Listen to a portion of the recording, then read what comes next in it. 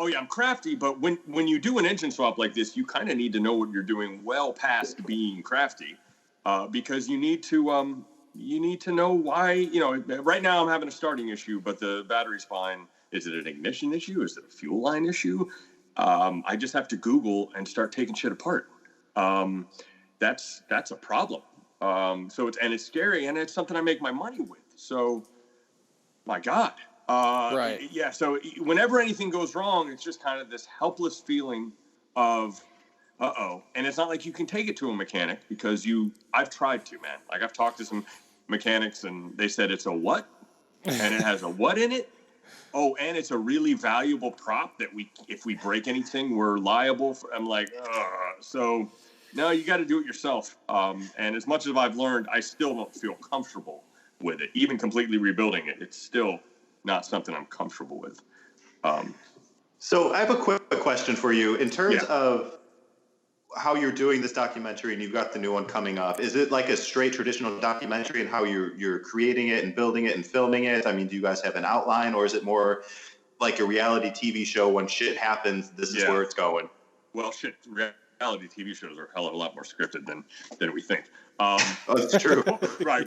I mean, for the very first one, my idea was, since I think I mentioned to you, I'm the first and longest running video blogger, which is a very strange claim to fame. But I have been randomly recording and documenting my life since I moved out to California, which is coming up on 20 years ago, January. Wow. So that's all online, and I, to the point of being sick of myself. But so once you're the first and longest running, like, I'm going to stop, Right. So when the thing came up with Fastest DeLorean, I was so excited because I was going to be able to document my brother, somebody else. It was going to be 100% him building it, him putting it together, him racing it, him getting the record. Like, that was the whole point to it. And then, as you know, if you've seen it, it all starts to just fall apart. And then I have no choice because I've already put tons of money into this. I got to finish the story. And then I end up having to deal with things and doing it myself. And yes, then it becomes a freaking story about me. So the first one is certainly a lesson in your best laid plans. When it comes to documenting stuff, you can't really control a lot of it. The second one, however, I just tried to record as much as I could while all the drama was going down, and then hope that there was some sort of storyline. And I think the way it has been crafted, it's been from feedback from other people, because everybody asks you the same questions after they see it. You know what I mean? I get inundated with emails like, oh my God, are you talking to your brother? Oh my God, what happened to this? Oh, and so, yeah, I obviously it's pretty clear. And then the other really cool thing is that what happened, since my brother was not really part of the rebuild, I ended up becoming even better friends with Don, Mayor Goldie Wilson. Right. And he and I end up going on these ridiculous adventures together. We got flown out to France to show it, the movie, and we're going out again this year for the sequel.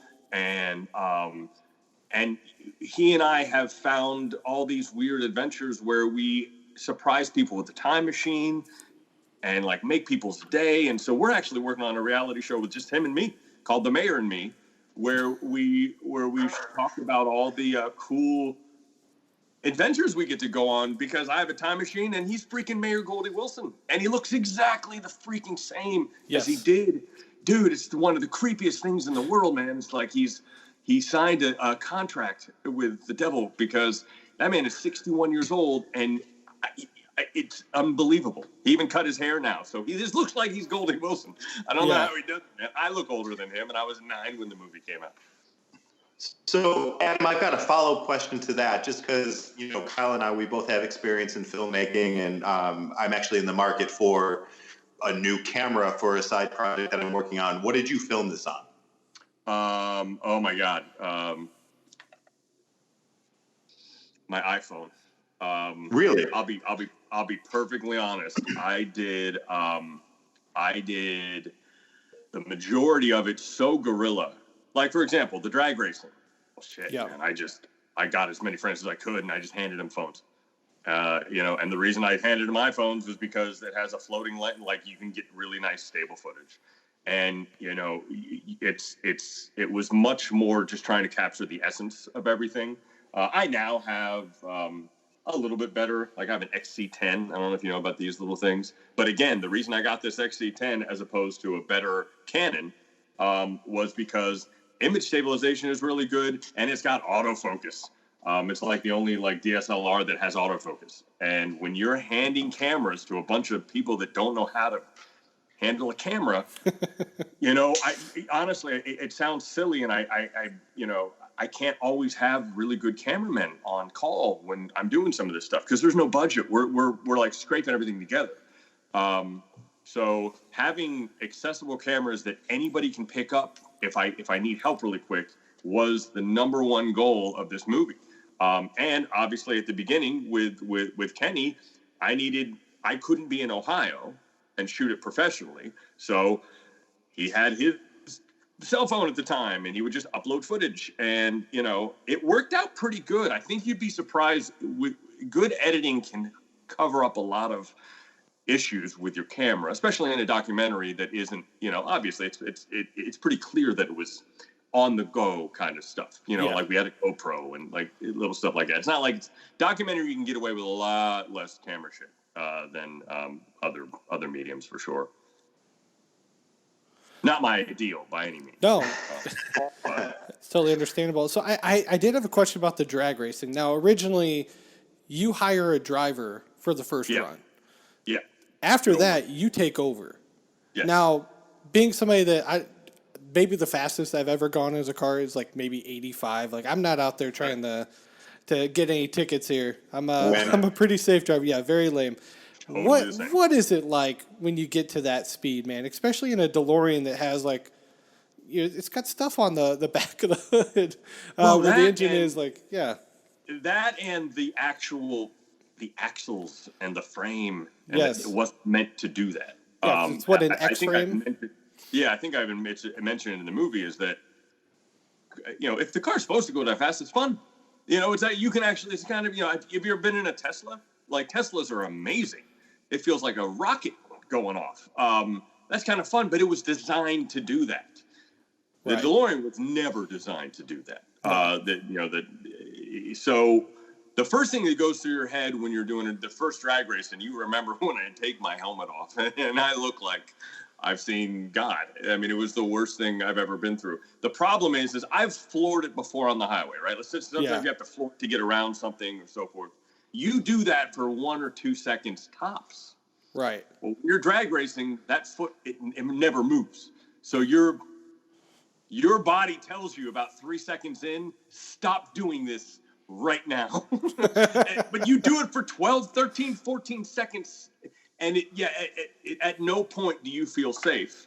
It's not even the top speed. It's that it keeps going. I mean, I think the top speed by the end of a quarter mile was only like 110. I mean, that's really fast, but it was more the fact that you're not stopping and you're going and you're going and you're going. And then after you do it the first time, I just wanted to get it done. I just wanted to get it done so I could go home to my kids and I could end the movie.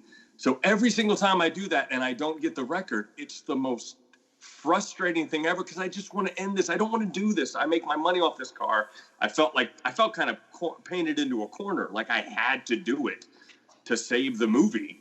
It was just it's so stressful. I'm never going to do it again as long as I live. Just never. Yeah, until there's a huge outcry for part 3, and you're like, I'll hire some help. I've already said if there's a part 3, the only way we'll do a part 3 is if somebody else breaks the record. Yeah. And they're willing to have us actually race on the same track next to each other. Okay. And then I'll hire Ray, who's about 85 pounds soaking wet, and he can do it, and he can get all the glory. And then I would like to see that. That would be would be cool to see 2 DeLoreans going at it side by side. I would dig that. But I'm personally never doing that shit again. It's never gonna happen. I didn't want to do it then. I didn't want to do it at all. So now, obviously, this is a car that you're renting out. You're probably not driving this for like leisure at this point. Okay. It's never been driven for leisure other than when I very first got it. and like my kids wanted to ride in it, that kind of stuff. Right. Like, no. No, the second, it's funny, when I first got it, there'd be more leisure, and then the business picked up. Once the business picks up, you start doing the math. Right. And you go, oh, shit. Like, how many starts do I have left before it decides not to start? I have an event today. It is our 412th event, and we've never missed a gig. But the amount of stress that goes into whether or not when you turn that key, it's going to start, and how early you have to test it. And I mean, it's nonstop. So I don't waste any starts without there being a specific payment at the end of it, because as I said, it's just not worth it. It's not fun to drive. It's not like, woo, I'm in a time machine. That has gone away, man. Now it's like, this is my food truck. And I need people to eat. Yeah, exactly. So the DeLorean's obviously probably your favorite film car, hands down. I'm guessing is there any competition? Is there a second place? Is there another car that you'd be like, I want to drive that, or that you'd get into? I mean, from a business perspective, the Ecto One certainly gets some recognition, and the Knight Rider car. Those are the two that I hear of. And I know some people that have them and they rent them and so forth. Maybe the Jurassic Park Jeep has a little bit of panache. But, yes, that's what I was going to say. That's one of mine. Yeah, no, there are certainly people that, but it becomes so much more niche. I mean, now you're going down to, and actually the Batmobile, the Keaton Batmobile, you can't even rent that because the Warner Brothers owns that. Because that was their car. They made up the whole car. Universal can't own the DeLorean because they made it out of an already, established car. It's like you can't kill somebody for renting a Ford. You can't sue somebody for renting a Ford. Exactly. So those are the three that are certainly out there. But as far as I am concerned, I don't have the room to have more than one. I'm pushing it as it is. I mean, I live in Los Angeles. Space is pretty tight. And I mean, I don't know if you can see on the website that it looks like it's on the mini golf course in a little showcase. Yeah. Like that's because it's the only place I could put it. Like there's just no room. And so, everybody asks, oh, do you want to get another one? Or like, no, I don't. I end up getting most of the leads for the DeLorean. And then I just find the closest car and book for them. So. Yeah. In fact, as we were sitting here, I just got a call about an event in Pennsylvania, and I'm trying to help that out, make that work. So, very cool. Yeah, I'm hoping to get the maybe ride in one because we had talked about going to the Out of Time Foundation in July. Which where's that going to be? Which Goldie's going to be there? It's in Bourbon Street near Chicago. And it's with the Mr. Fusion band. He's playing Weitzman. with Mr. Fusion. Yes, I forgot about that. Yeah. Here's the funny thing. We are in Paris until, God, he leaves the 17th of July. Mm-hmm. And he's not going to get back to LA till the 18th. And then he's got to turn right around and fly out to Chicago. Right. And that's tough. But yes, he will be out there. He is...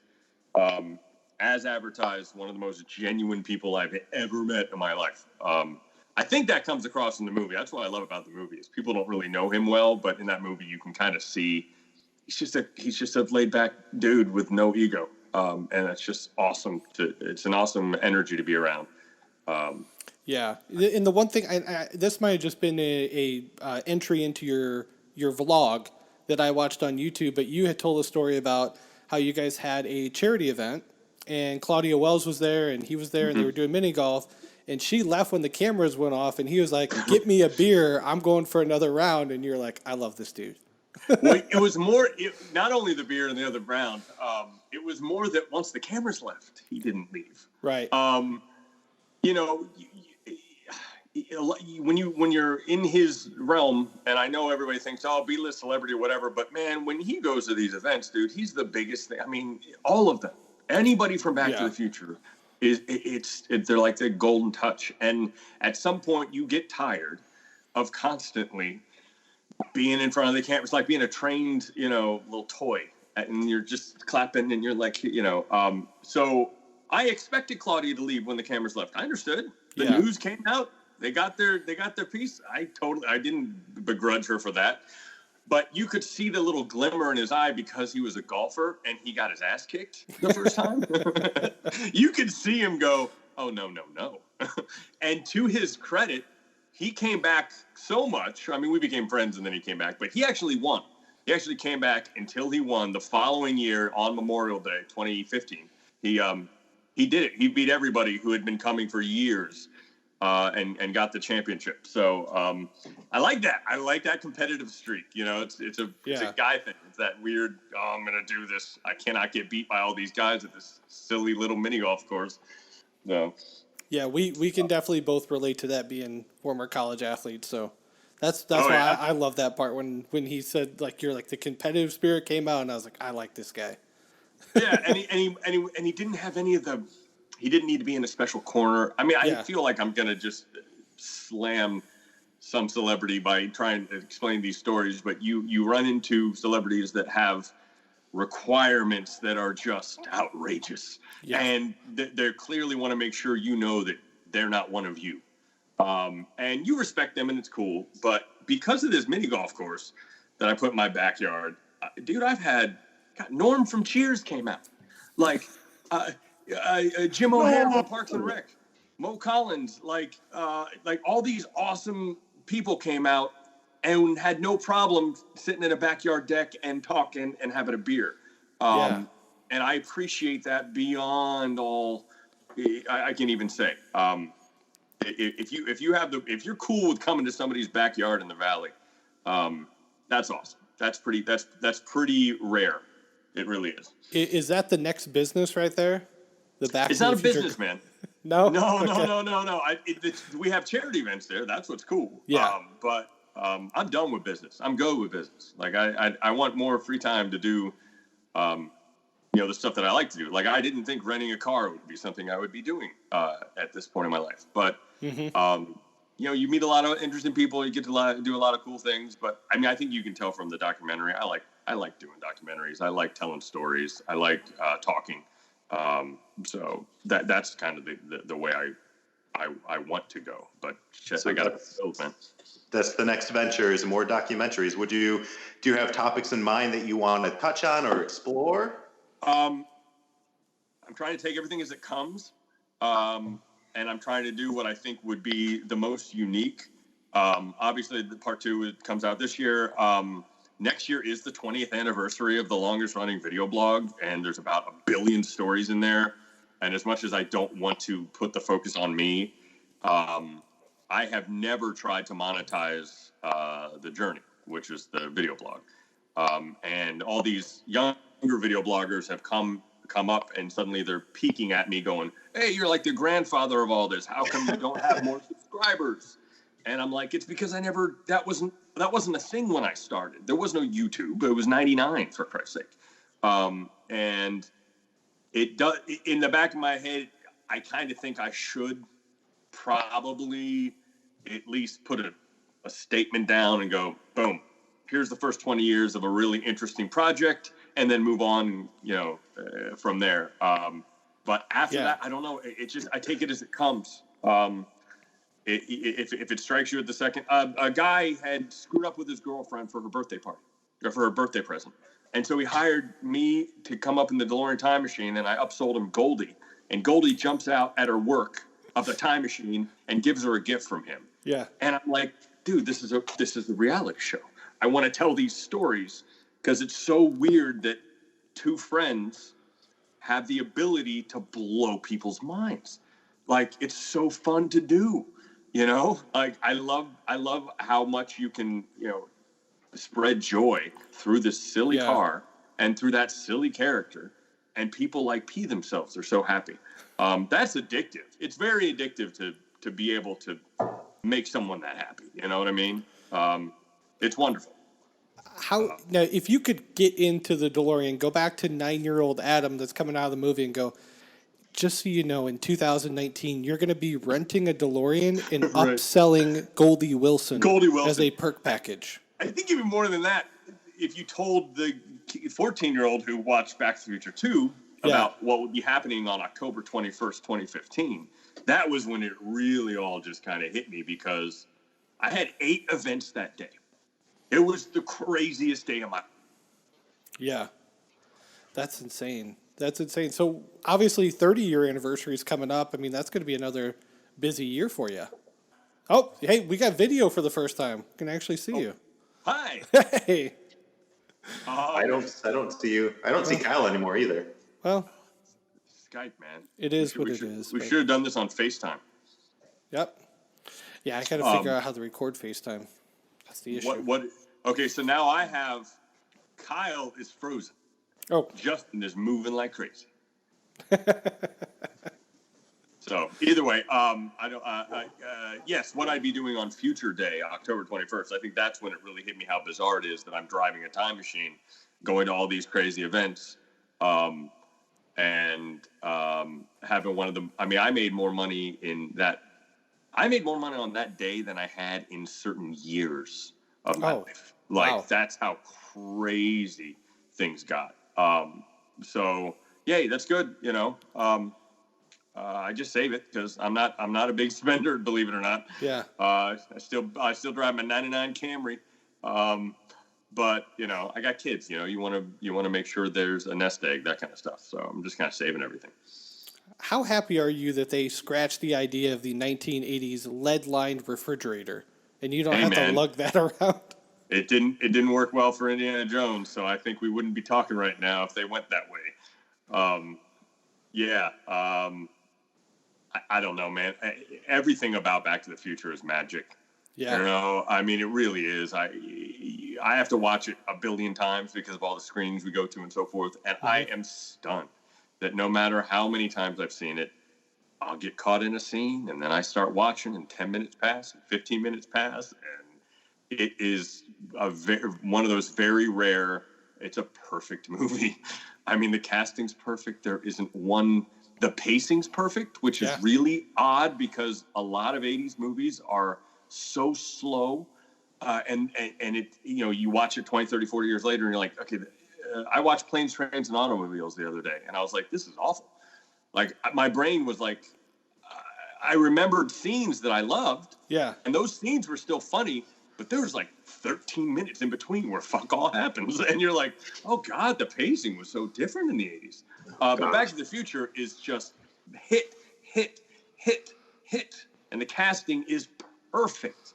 And I don't know if any of those actors have ever had better moments, you know. And as much as I want to give Don shit, because I'm sick of how famous he is for doing 1 week's worth of work, he totally nails the earnestness of a young black kid in the 1950s gonna be mayor. Like, you can feel his, you know, and the epiphany of when Marty McFly says mayor and he goes, Mayor. Like, he totally nailed that. And it's just, you got to hand it to the whole cast and crew and the writers. And it was just absolutely a perfect movie. It still is. I just can't believe how good it is. Yeah, and that's such a cool way of putting it, too, because there's a big distinction between a good movie, your favorite movie, and a perfect movie. Right. It's not the same thing. You can enjoy a movie and it can be shit. You can, you know, your favorite movie doesn't have to be good. And then a movie that's just technically sound, for me, it's The Burbs. The Burbs is that perfect movie. Right. Well, it's like I say, I personally kind of like Back to the Future Part 2 better. Only because as a writer, the idea of going back into the first movie from a different angle blew my mind as a kid. Like, that Crazy. I was like, oh my God, how did they do this? What a great idea. That newness has stayed with me. But obviously Back to the Future is a better movie. Like, it was a perfect little cocoon. But experimentally, what they did in Part 2, I just cannot believe how good and how smart that was. You know what I mean? To do that from the different angle and then try not to run into your former selves before he's got to go back. I mean, it's just, it's never been done since. What a great idea. What a great idea. Well, and it's true, too. And the problem with sequels is you either rehash what you've already done and then people leave the theaters thinking, oh, I already saw that. or you do something completely off the walls different, and that people leave the theater and they say, well, that was nothing like the original. Right. Yeah. So I agree with you. Yeah. I mean, part 3 to me was a complete rehash. Like, I thought 3 was just boring. I mean, it was part 1 in the Wild West. That's it. There was no, I mean, it felt like an opportunity lost, but you got a time machine, dude. Like, why are we still here? By that point, I was just so ready to go with all that part 2 gave me in my head. I thought, oh, part 3 is going to just be crazy. And obviously, as I think you guys know, part 2 and 3 were supposed to be one movie. Right. And they just kind of split it. So I understand. I mean, it's still a good movie, but part 2 is just so creative. I love it to death. So part of why we had you on is we're celebrating 100 episodes. We did Back to the Future 1 for 50. We're doing part 2 for 100. Part 3 will be 150. So you mentioned seeing part 2 in theaters. Like, what was that memory just coming out of the theaters after seeing the sequel? I remember it was 1989. I got out of school and my dad picked me up and we got to go. I got to go straight from school. We went the day it came out, and I remember that when the VHS came out of Back to the Future, which was maybe 87, 88, I don't, but it said to be continued. Exactly. And, they changed it. And I specifically remember it did not say to be continued in the movie. So I got super excited. And then I was always one of those kids that was dreaming about the future, the Jetsons, that whole thing. So the idea that they were going to this far off future was just, I've never been more excited for a movie ever. No, I remember it. And all I remember after that was, at the end, they had the little teaser for part 3 and being a little bummed. Okay. I remember being kind of bummed. I was kind of like, ooh. First of all, really, I got to wait till the summer. I got to wait like 6 months now. Because it was November 89, and then the other one came out in 90, and they're like, oh, come on. And I was like, man, I hope they leave the Wild West at some point, because I don't really want to see a whole movie in the Wild West. That was my initial thing. But I thought, as I said, I thought 2 was fantastic. I could not understand how they went back into the original. And another thing, the moving camera, the camera they built to do the split screen, was just unbelievable. And in fact, I got a chance to I did a bunch of characters for CBS called Adam and the Egos. Mm-hmm. And I used the same techniques that they did to do that. I got the Price is Right set. I got to do all my characters on the Price is Right set. And I set up all these cameras and then was able to pan in afterwards. And I didn't want to use any green screens because it looks bad. So Back to the Future 2 specifically inspired. The split screens in Back to the Future 2 are almost as better than some of the stuff that comes out now that uses green screen. It's incredible how good that looks. It's a lot harder to do than green screen, but revolutionary stuff. I love it. One of our guests that we're going to have on this week as well is going to be Jeffrey Weitzman. Yes, and I know. He's going to come on and talk about that. What did you? I mean, that's such a hard role for him to step in to Crispin Glover's role, and obviously he's not on screen as much in the second one. But what did you think of his performance? It's difficult because he was being used to screw over Crispin Glover. I mean, he was, and in fact, he actually helped Crispin Glover sue. Oh wow! Universal. And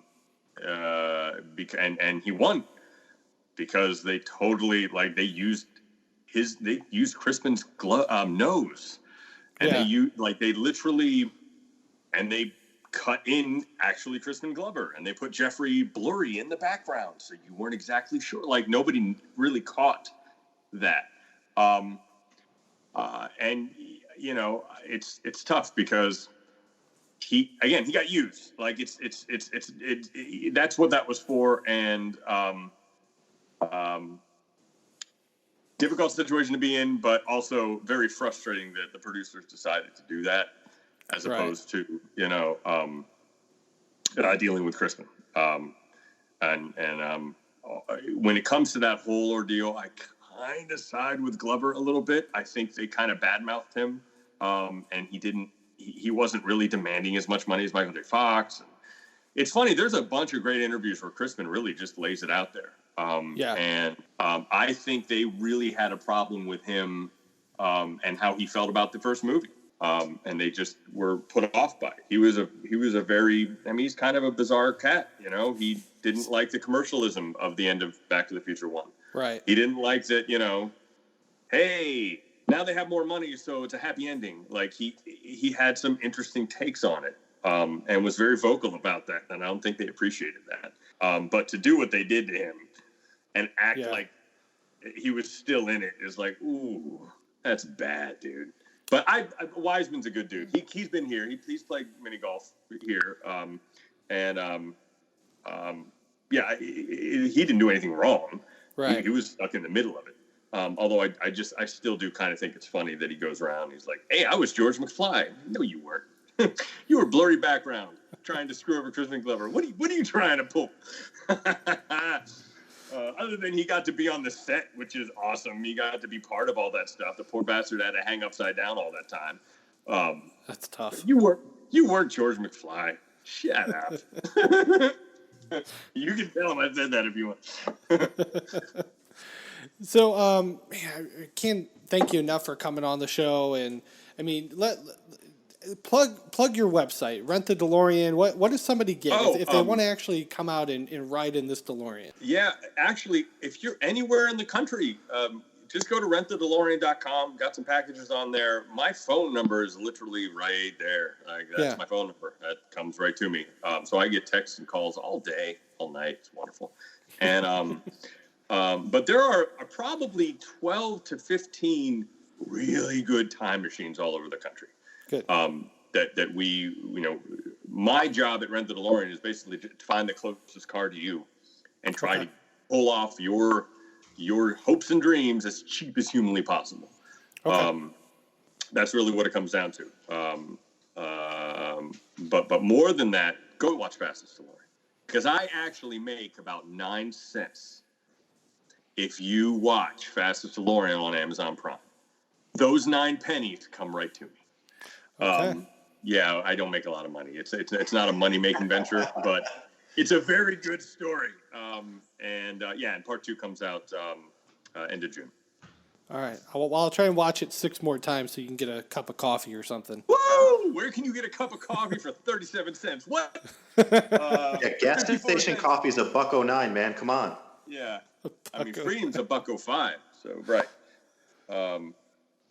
Yes, and so Fastest DeLorean, and then Fastest DeLorean Part 2 in the end of June. Very excited. Okay, great. And then is there going to be a DVD Blu-ray that'll have like more special features than? Yes. We were going to release a Blu-ray for Part 1, and then I said, man, that seems mean. Okay. To do that to somebody. I'm gonna release. I'm probably gonna release a Blu-ray of it, kind of like a 10-part series. Oh, okay. You know what I mean? Because truthfully, it could have easily been a reality show. It was very hard at the time. I'm like, how do I release this? Do I make it a documentary? I didn't know what to do. And it's not like you can just go to Netflix and go, hey, I have this 10-part doc. That's just not how that works. So I had really no choice other than to, you know, get a distributor for the documentary. And then once that was out, go from there with the rest of the stuff. But there will be a set that you can get that will tell the whole story, as opposed to just screwing you over. Okay. and stopping at a fire and saying later. So that way you have it all in one package. You should really do a show that's like Comedians in Cars Getting Coffee, where you take a celebrity, you play a round of mini golf, and then you hit the trail with the DeLorean. Okay, so hatsandminigolf.com. You basically just described the show I did. In fact, I did a show called Hats and Mini Golf, where we played mini golf with a celebrity, and then we got in the time machine and drove around and continued the conversation.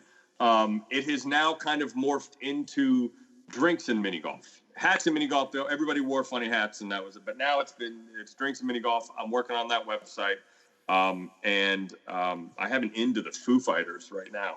Oh, so I'm trying desperately to pull off, which to me is like the caviar dream of what you could ever do in your backyard, is if the Foo Fighters and I were drinking whiskey in my backyard playing mini golf. around the time machine. Like, that sounds insane. First of all, building a bar in your backyard and Norm from freaking Cheers showing up is still the most legendary thing that's ever happened to me. I couldn't believe George Wendt agreed. He's like, yeah, cool, I'll do that. I'm like, well, okay.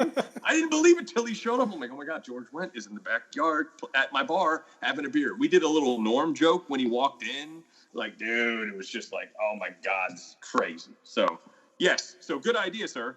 The only thing we can't do now is the car part because the engine is so freaking loud in that car. Yeah. It ain't happening.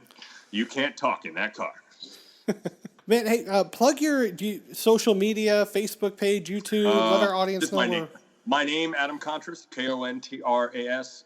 I don't do social media as well as I should. Yes. Like I think everybody probably says that, but Rent the DeLorean has a Twitter account and a Facebook page, and Fastest DeLorean has a Twitter account and a Facebook page. But I have an open Facebook page for my name, and I kind of cover the whole gamut on that. That's how I found you. Pretty easy. Yeah, no, that's just been the easiest way to handle it. I'm just too busy, man. Like, things are so nuts. I can't, keeping the journey going. If you go to theofficialjourney.com, I don't know how I've done it this long. I mean, you're talking 100 videos and entries a year for 20 straight years. Yeah. I mean, it's a lot to keep that going. But shit, when you get recognized as the first and longest run, it's like Cal Ripken, right? Yep. You're like, how do you Got to keep putting them out there until the wheels fall off. Until the wheels fall off, man. I love it. Well, yeah, guys, check out Adam on Facebook. Follow him. Stay tuned for the latest sequel here for The Fastest DeLorean on Amazon Prime. And again, Adam, thanks for coming on the show, man. We really appreciate it. Congrats to you guys on 100. Thank you so much. Yes, sir.